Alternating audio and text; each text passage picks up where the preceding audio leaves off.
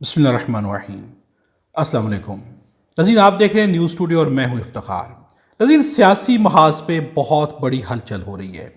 دو بڑی پارٹیاں، یوں کہا جائے کہ سیاسی کچھے، وہ آپس میں لڑ پڑے ہیں۔ ان کی لڑائی کیوں جاری ہے، ایک دوسرے کے اوپر اس قدر زیادہ وار کیوں کی جا رہے ہیں، اس کی کچھ ڈیٹیلز آپ کے سامنے رکھیں گے۔ حقیقت میں یہ لڑائی کیوں کی جا رہی ہے، اس لڑائی سے مقصد کیا حاصل کرنے کی کوشش کی جا رہی ہے اور آگے ہونے کیا جانے والا ہے۔ انہیں ایک شٹ اپ کال آنے والی ہے، اس کے اوپر بھی گفتگو کریں گے۔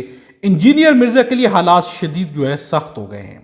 انجینئر مرزا کے اوپر ایک اور مقدمہ کر دیا گیا ہے، ان کے لیے حالات بہت ہی مشکل ہو گئے ہیں۔ اس کی کیا ڈیٹیلز ہیں یہ بھی ہم آپ کے سامنے رکھیں گے۔ ناظرین، پنجاب کے اندر ایک عجیب و غریب چوری ہو گئی ہے جس کا مقدمہ بھی درج کر لیا گیا ہے، اور یہ بہت ہی انٹرسٹنگ چوری ہے۔ اس کی ڈیٹیلز بھی آپ کے سامنے رکھیں گے۔ اگلی ملاقات پہ گنڈا پور کی چھٹی ہو سکتی ہے، انہیں استعفیٰ دینا پڑ سکتا ہے، کیا ہوگا یہ ڈیٹیلز بھی آپ کے سامنے رکھیں گے۔ ناظرین، سب سے پہلے پاکستان پیپلز پارٹی اور پاکستان مسلم لیگ نواز، جو کہ آپس میں اتحادی ہیں، یہ دونوں ایک دوسرے کے ساتھ چلے بغیر کبھی بھی اقتدار کی کرسیوں پہ نہیں بیٹھ سکتے، چونکہ ان کی سیاسی حیثیت کیا ہے۔ ناظرین، ان کے پاس عوام کا مینڈیٹ نہیں ہے، اور یہ بات حقیقت ہے۔ یہ دونوں پارٹیز جانتی ہیں کہ ان کے پاس عوام کا مینڈیٹ نہیں ہے۔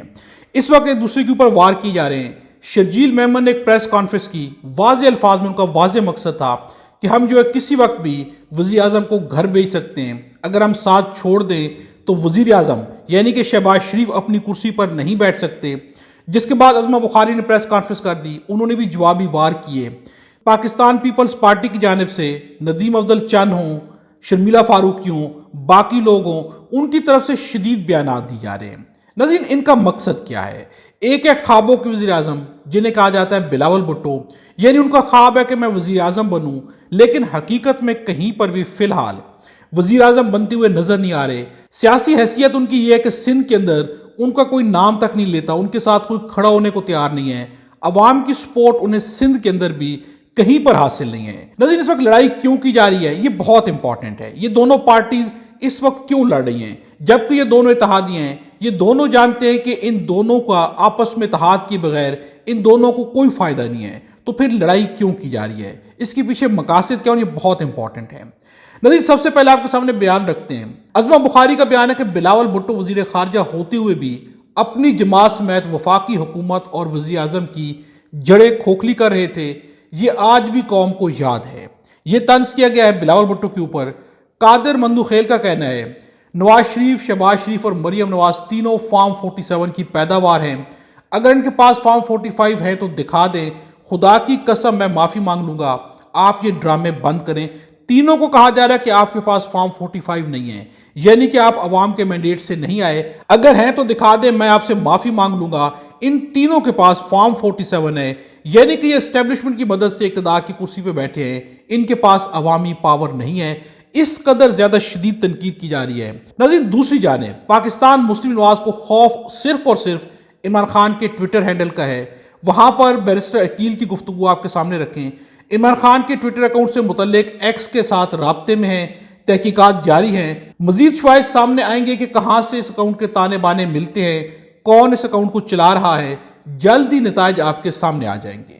حکومت کی توجہ کہیں پر نہیں کہ مہنگائی ہے، بڑی بڑی کمپنیاں چھوڑ کے جا رہی ہیں، اتنے بڑے گھپلے 11 ارب روپے کے گھپلے بھی سامنے آ رہے ہیں، کوئی توجہ نہیں۔ ساری کی ساری توجہ کیا ہے؟ عمران خان، ان کا ٹویٹر ہینڈل، وہاں سے کوئی بیان نہ آ جائے، اس قدر خوف پہ مبتلا ہیں۔ ناظرین، آپ کے سامنے امپورٹنٹ چیز یہ رکھنے والے ہیں کہ آپس میں لڑ کیوں رہے ہیں۔ انہیں صرف خوف عمران خان کا ہے، سیاسی حیثیت ان کی دونوں کی کوئی نہیں ہے، عوام ان کے ساتھ نہیں کھڑی ہوئی۔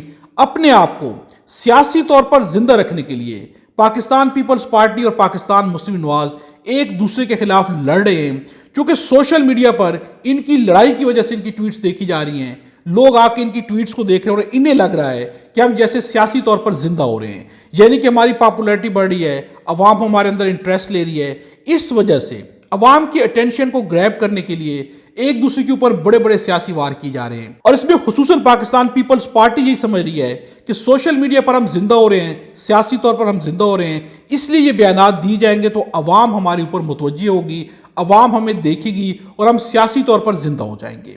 پاکستان پیپلز پارٹی کی یہ کوشش ہے، پاکستان مسلم نواز کی کوشش، بھرپور کوشش یہی ہے کہ وہ اسٹیبلشمنٹ کی نظر کرم میں رہیں، بس ان کے آگے جو ہے پاکستان پیپلز پارٹی نہ سگے، ان کا جو ہے پتہ نہ کٹ سکے اور وہ اقتدار کی کرسی پہ لمبے عرصے کے لیے بیٹھے رہیں۔ لیکن جو ہی ان دونوں کو 27ویں آئینی ترمیم کی شٹ اپ کال ملے گی تو پھر ان دونوں نے خاموش ہو جانا ہے، کیونکہ ان دونوں کی اصل سیاسی حیثیت وہ کچھ بھی نہیں ہے، اور یہ دونوں بھی جانتے ہیں۔ حسن ایوب کا ایک بیان ہے کہ خبر یہ ہے کہ 27ویں آئینی ترمیم آنے جا رہی ہے، گراؤنڈ ورک تیار ہو چکا ہے۔ 27ویں آئینی ترمیم آئے گی، دونوں کو شٹ اپ کال دے دی جائے گی، دونوں خاموش ہو جائیں گے، پھر یہ دونوں 27ویں آئینی ترمیم کو منوانے کے لیے، اسے قبول کروانے کے لیے اپنے جو ہے کارڈز کھیلیں گے، اپنے نمبرز بنائیں گے۔ ان کی سیاسی حیثیت صرف اتنی ہے۔ ناظرین، پنجاب کے اندر ایک چوری ہوئی ہے، اس کی ڈیٹیل بھی آپ کے سامنے رکھیں گے، لیکن اس سے پہلے انجینئر محمد علی مرزا کی آپ کے سامنے ایک سٹوری رکھتے ہیں۔ ان کے لیے حالات سازگار نہیں ہیں، وہ بہت ہی بری طرح سے پہلی مشکل میں پھنس چکے تھے، ان کے اوپر ایک اور مقدمہ بنا دیا گیا ہے۔ یہ مقدمہ کیا ہے، اس کی ڈیٹیلز کیا ہے؟ ناظرین، یہ مقدمہ ان کے اوپر جو بنایا گیا ہے، یہ قرآن کی غلط تشریح کرنے کے اوپر بنایا گیا ہے۔ پراسیکیوشن کے وکیل ہے رانا الیاس صاحب، انہوں نے 22A کے تحت یہ مقدمہ درج کیا ہے، جس کے اندر انہوں نے شک یوز کیا ہے 295C کا مقدمہ، جو کہ قرآن کی غلط تشریح کرنے کے بارے میں ہے کہ انجینئر محمد علی مرزا نے قرآن کی غلط تشریح کی، ان کے خلاف مقدمہ بنایا جائے۔ جب یہ کیس جج طارق ایوب نے سنا تو انہوں نے کہا کہ اس مقدمہ جو کہ قرآن کی غلط تشریح کا ہے، تو اس کے اوپر جو شک لگنی چاہیے وہ ہے 295B، 295C نہیں لگ سکتی۔ ناظرین، 295A B C جتنی بھی شکیں ہیں، یہ توہین کے مسائل کے لیے، قرآن کی غلط تشریح کے مسائل کے لیے، مذہبی مسائل کے لیے یوز ہوتی ہیں۔ جج کا کہنا ہے کہ 295C ان پر لگے گی، ان کے اوپر قرآن کی غلط تشریح کا بھی ایک مقدمہ درج کر دیا گیا ہے۔ ناظرین، دوسری جانب پاکستان کے ایک ٹی وی چینل کے اوپر 30 منٹ تک انجینئر محمد علی مرزا کے اوپر گفتگو کی گئی ہے۔ شاہ زیب خان زادہ نے ان کے بارے میں گفتگو کی، انہوں نے بھرپور کوشش کی ہے کہ ان کا کہنا تھا کہ جو بھی توہین آمیز جملے انجینئر محمد علی مرزا نے ریپیٹ کیے ہیں، کیا ریپیٹ کرنا بھی ایک جرم ہے؟ کیا یہ بھی توہین رسالت میں آئے گا؟ اس کے اوپر انہوں نے گفتگو کی۔ پھر انہوں نے چند علماء کرام کے فتاویٰ، ان کے بعد جو بھی انجینئر محمد علی مرزا کے بارے میں گفتگو ہے اسے بھی کوٹ کرتے رہے، پورا پروگرام کیا گیا۔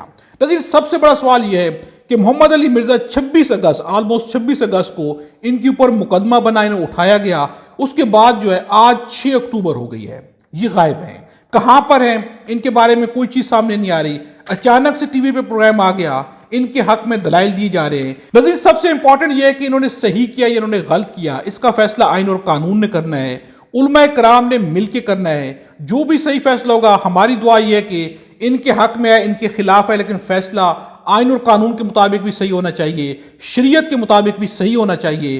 باقی یہ بہتر جانتے ہیں انہوں نے کیا کیا، یہ علماء کرام بہتر جانتے ہیں کہ کیا کیا، لیکن ان کے لیے حالات فی الحال سازگار ہوتے ہوئے نظر نہیں آ رہے۔ ناظرین، سب سے امپورٹنٹ، پنجاب کے اندر ایک چوری ہوئی ہے، عجیب و غریب چوری ہے، اس کے اوپر مقدمہ بھی درج کر لیا گیا ہے۔ گجرانوالہ نوشہرہ ورکا میں دیوار سے مریم نواز کی تصویر ہٹانے پر شہری کے خلاف چوری کا مقدمہ درج۔ شہری نے دیوار سے وزیر اعلیٰ محترمہ مریم نواز شریف صاحبہ کی تصویر چوری کی، جس سے دیوار کی خوبصورتی متاثر ہو رہی ہے۔ ناظرین، یہ مقدمہ درج کیا گیا ہے، دیوار کی خوبصورتی متاثر ہو رہی ہے، اس بنیاد پہ سے چوری کہہ دیا گیا ہے کہ مریم نواز کا انہوں نے بینر ہٹایا وہاں سے، تو وہاں پر مقدمہ درج کیا گیا کہ دیوار کی خوبصورتی چونکہ متاثر ہوئی ہے تو ان کے اوپر چوری کا مقدمہ درج کر لیا گیا ہے۔ ناظرین، حالات اب یہاں پر آ گئے ہیں، اس طرح کے چوری کے مقدمات ہیں۔